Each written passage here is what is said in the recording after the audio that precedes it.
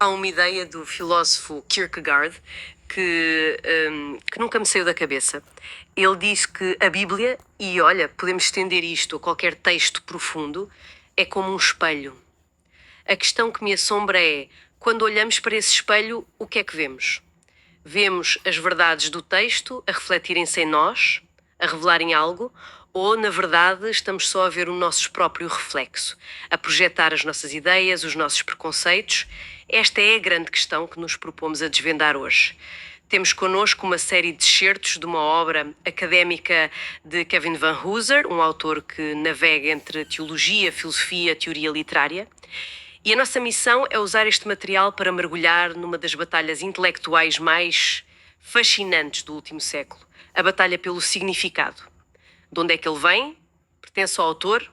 Reside no texto? Ou somos nós, os leitores, que o criamos? E é importante sublinhar que esta não é uma discussão só para académicos fechados em torres de marfim. Esta questão toca em tudo. Toca na forma como lemos as notícias, como interpretamos a lei, um contrato, até um simples e-mail. No fundo, a pergunta é: a verdade objetiva existe? Podemos mesmo comunicar uns com os outros? E que responsabilidade temos para com as palavras de outra pessoa? As nossas fontes propõem uma viagem por três grandes eras, três respostas diferentes: a era do autor, a do texto e, por fim, a do leitor. Vamos então começar pela primeira paragem, a que poderíamos chamar a Idade de Ouro do Autor. A ideia aqui parece ser puro senso comum, certo? Se quer saber o que um livro significa, a resposta está na intenção de quem o escreveu. Exatamente. É a visão que dominou o pensamento ocidental durante séculos. A fonte chama-lhe realismo hermenêutico. Uma palavra complicada. O nome é complexo, mas a ideia é simples. O significado é algo real. Está lá no texto porque o autor o colocou lá. O nosso trabalho como leitores é sermos uma espécie de detetives ou arqueólogos. Temos de escavar para descobrir o tesouro que o autor escondeu. O reformador João Calvino resumiu isto de forma muito direta. Ele disse que a principal tarefa de um intérprete é deixar o seu autor dizer o que ele diz. Simples. Não é para inventar. Não é para inventar, não é para adicionar, é para extrair. E há uma figura central nas nossas fontes, E.D. Hirsch, que defende isto com unhas e dentes, já no século XX. Ele parece argumentar que, sem esta âncora na intenção do autor, entramos no caos. É precisamente esse o argumento dele.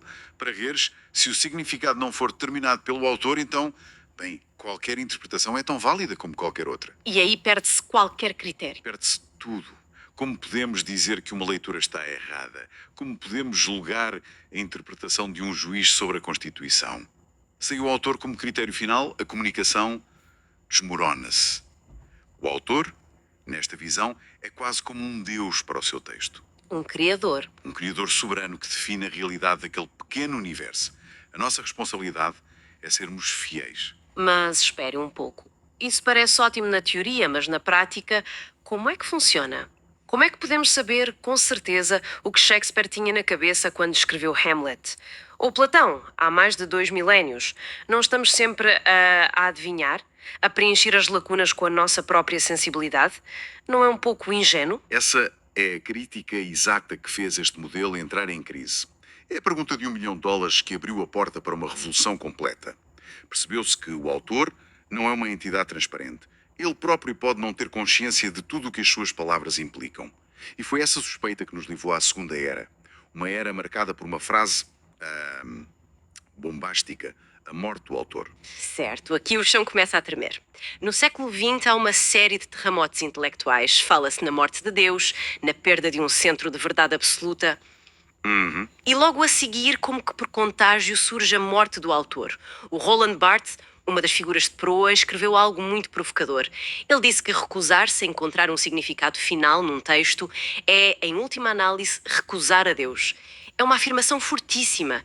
O que é que aconteceu para uma mudança tão radical? A faísca veio de um lugar inesperado: a linguística.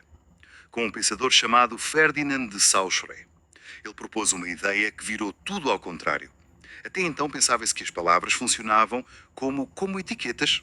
A palavra árvore aponta para a árvore real. Saussure disse: não é bem assim. O significado não vem desta ligação vertical com o mundo. Vem da relação horizontal com todas as outras palavras. Ah, ok. A fonte dá um exemplo perfeito. Gato significa o que significa não por causa do animal, mas porque não é mato, não é fato, não é pato. O seu valor vem da diferença. Então a linguagem não é tanto uma janela para a realidade, mas mais um sistema autónomo? Um jogo que joga segundo as suas próprias regras? Precisamente. E é aqui que entra o filósofo Jacques Derrida. Ele pega nesta ideia e leva-a às últimas consequências. Se o significado nasce apenas da diferença entre palavras, então nunca chegamos a um ponto final, a uma verdade estável fora da linguagem. É como estar dentro de um dicionário. Cada palavra é definida por outras palavras, que são definidas por outras, num jogo infinito. E o autor, no meio disto tudo? O autor não é um criador que injeta um significado vindo do nada. Ele é apenas alguém que está a jogar com as peças que já existem no grande tabuleiro da linguagem. E a isto juntam-se os chamados mestres da desconfiança. Exato. Freud mostra-nos que nem nós próprios estamos no controle da nossa mente. Há um inconsciente a puxar os cortelinhos.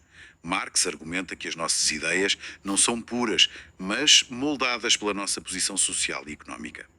Depois disto tudo, a imagem do autor como um gênio soberano em controle total começa a parecer uma fantasia.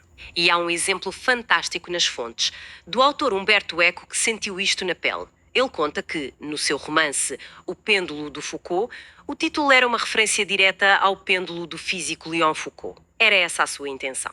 Sim, era explícito. Mas claro, muitos leitores perspicazes viram logo uma alusão ao filósofo da moda Michel Foucault. E a reação do Eco é deliciosa. Ele diz, e estou a citar: "Eu não fui o responsável por essa alusão. A questão toda agora está fora do meu controle." É a ilustração perfeita. O texto ganha vida própria. Exato. O autor lança as palavras ao mundo, mas depois disso, elas são como filhos que saem de casa. Ganham a sua própria vida. E o pai, bem, o pai já não tem controle sobre elas. Ok, então o chão tremeu a sério. Se a intenção do autor já não é a nossa âncora, e o próprio texto é esta teia instável, onde é que nos agarramos? Parece que só sobra uma pessoa em pé, quem está a ler. Isto leva-nos à revolta do leitor, certo? Exatamente. Se o poder não está no autor nem no texto, ele tem de ir para algum lado. E foi transferida para o leitor. Mas aqui, as fontes mostram que há duas correntes muito diferentes. Quase como uma revolução moderada e uma revolução radical. Ok, vamos começar pela moderada então. Como é que funciona? A versão moderada é associada a críticos como o Wolfgang Iser. Ele usa uma metáfora muito bonita. Um texto é como uma constelação. As estrelas, as palavras, as frases estão fixas, foram colocadas lá pelo autor. Mas as linhas que ligam as estrelas para formar uma imagem, essas são desenhadas pela imaginação do leitor. O texto tem lacunas, espaços em branco, e é o ato de ler que preenche esses espaços e completa a imagem. É quase como um livro de colorir. As linhas do desenho estão lá, mas sou eu que escolho as cores e dou vida à imagem. É uma espécie de parceria. É uma ótima analogia. Há uma colaboração. O leitor não pode inventar estrelas, mas tem liberdade na forma como as conecta. Agora, a outra abordagem é muito mais radical. Certo. Para pensadores como Stanley Fish, o texto não é uma constelação nem um livro de colorir. É uma tela em branco. Ou, para usar as chocantes palavras dele, que estão nas fontes, os textos são como pessoas mortas. Uau! Eles não têm direitos, nem objetivos, nem interesses. Essa frase é brutal. É quase um convite para fazer o que se quiser com um texto. Dizer que não tem direitos soa a vandalismo intelectual. Qual é a lógica por trás disso? A lógica é que o significado não é criado pelo leitor individual, mas pela comunidade interpretativa a que ele pertence. Por exemplo, um grupo de advogados e um grupo de poetas vão ler a mesma lei de formas completamente diferentes, porque foram treinados para procurar coisas diferentes. Para seguir regras diferentes. Exato. Para Fish, é a comunidade que nos dá as lentes através das quais lemos. O texto em si não tem poder. O poder está nas estratégias que a nossa comunidade nos ensinou a usar. Então, nesta visão, não existe uma leitura errada. Se eu conseguir convencer a minha comunidade de que Hamlet é sobre extraterrestres e a comunidade aceitar, essa interpretação torna-se válida. No modelo mais radical de Fish, sim. A validade não vem da correspondência com a intenção do autor, mas do consenso dentro de um grupo. É uma mudança de poder total. Isto leva-nos a um território vertiginoso. Se não há uma interpretação correta e tudo depende da comunidade que lê, a interpretação não se torna apenas um jogo de poder. O grupo mais forte impõe o seu significado. É o cenário que a fonte descreve como cada um faz o que considera certo aos seus próprios olhos. Exatamente. Esta é a porta de entrada para o que se chama de crítica ideológica. A pergunta deixa de ser o que o autor quis dizer e passa a ser como podemos usar este texto para os nossos objetivos hoje. A interpretação como ferramenta política. Exato. Uma leitura feminista pode analisar um texto clássico não para entender o autor, mas para expor como ele reforça o patriarca. O objetivo não é mais compreender o passado, mas sim mudar o presente. Mas isso não nos deixa numa situação de vale tudo? Isto levanta uma enorme questão ética que as fontes parecem explorar. Sim, e aqui encontramos duas éticas de leitura completamente opostas. De um lado, temos a ética de Eddie Hirsch, que se baseia em Kant. Para ele, tratar as palavras de um autor como um mero meio para os nossos fins é eticamente errado. Da mesma forma que é errado usar outra pessoa como um objeto. É uma ética do respeito pela intenção do outro. Pelo outro, exatamente. Temos o dever de ouvir o que a outra pessoa, o autor, realmente tentou dizer. Mas e se a intenção do autor for, digamos, odiosa ou preconceituosa? Ainda temos o dever ético de a respeitar? Essa é a questão que a outra ética, a pós-moderna de Derrida, coloca.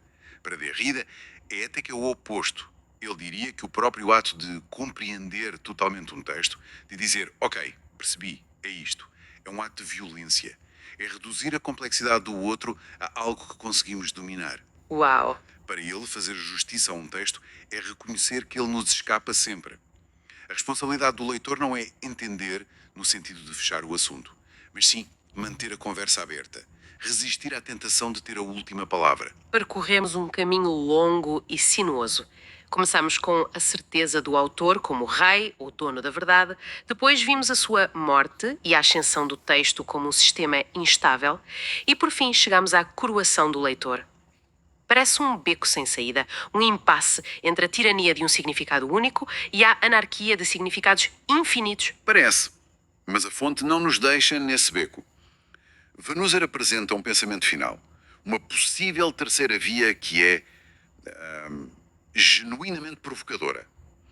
E se o problema estiver na nossa própria metáfora? E se os textos não forem objetos para dissecar, nem espelhos, mas sim ações? Ações? Como assim? Explique lá isso. A proposta é ver um texto como um ato comunicativo complexo. Com esta mudança, a pergunta principal deixa de ser o que é que este texto significa e passa a ser o que é que o autor estava a fazer ao escrever estas palavras. Isso muda completamente a perspectiva. Deixa de ser uma caça ao tesouro psicológica para entrar na cabeça do autor. Em vez disso, estamos a analisar um ato público. O autor, ao escrever, estava a prometer algo, a avisar, a consolar, a ordenar. Exatamente. A ação é o foco, não o estado mental. Esta abordagem reintroduz a responsabilidade e a intenção do autor, mas de uma forma muito mais dinâmica. Não precisamos de psicanalizar o autor. Precisamos de compreender as regras do jogo de linguagem que ele estava a jogar. O que é que se faz com este tipo de palavras nesta cultura? E isso leva-nos a um último pensamento, algo para ficarmos a refletir. Talvez a chave para este enorme debate esteja na forma como comunicamos todos os dias. Quando ouvimos alguém, estamos só a decifrar um código, a traduzir sons em conceitos. Ou será que estamos, na verdade, a tentar perceber o que a outra pessoa está a fazer com as palavras dela? Ela está a pedir desculpa, está a fazer um convite, está a contar uma anedota. Talvez a chave para a interpretação não esteja isolada no autor, no texto ou no leitor, mas sim na dinâmica viva e humana da ação comunicativa que une os três. E talvez, ao lermos qualquer texto, a nossa primeira pergunta devesse ser: que ação está a ser realizada aqui e como é que eu vou responder a ela?